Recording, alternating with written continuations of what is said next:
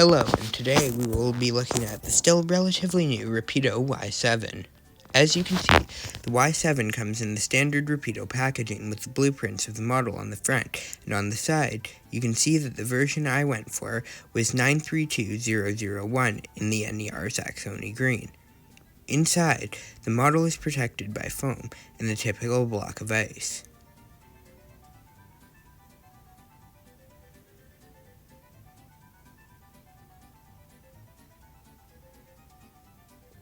Also included is an accessories pack with chain link coupling, shunter's poles, and fireman's tools.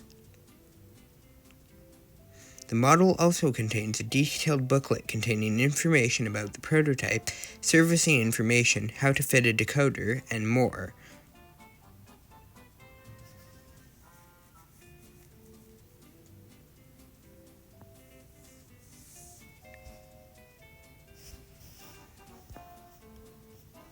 The model itself is presented very nicely and has many separately fitted handrails, a smokebox door handle, and lots of underframe detail, an incredibly detailed cab, and full depiction of valve gear between the frames.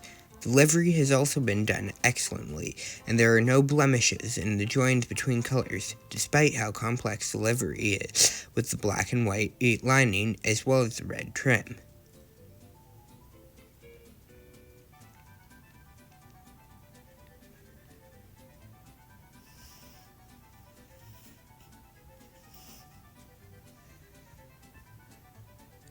The performance of the little Y7 is nothing short of incredible. The model can do an amazing crawl thanks to the coreless motor and flywheel, and the model is very sensibly geared and runs slowly, just like the prototype.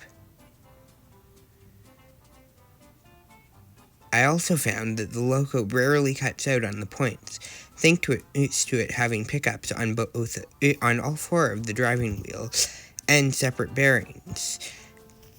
The bearings on the driving wheels have pickups as well as the normal wiper pickups.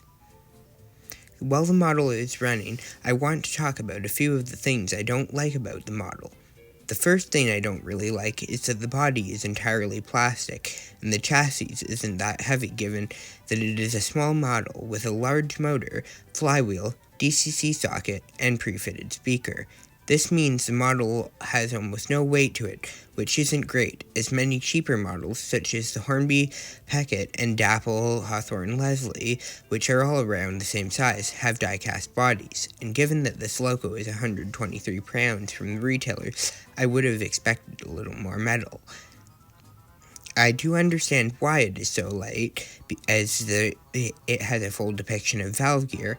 However, I still think that part of the body should have been made of metal, and that would have greatly contributed to the weight.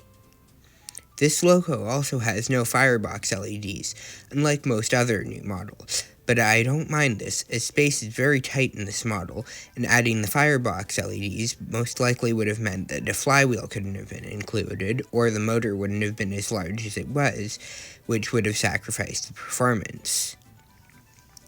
Overall, though, I think Rapido have nailed this model, as it is a very accurate version of the Y7, and it is one of the best running locos I've ever seen, and it is also incredibly detailed. I definitely recommend adding one of these to your collection, even though the price is a little steep. Thank you for watching, and I will see you next time.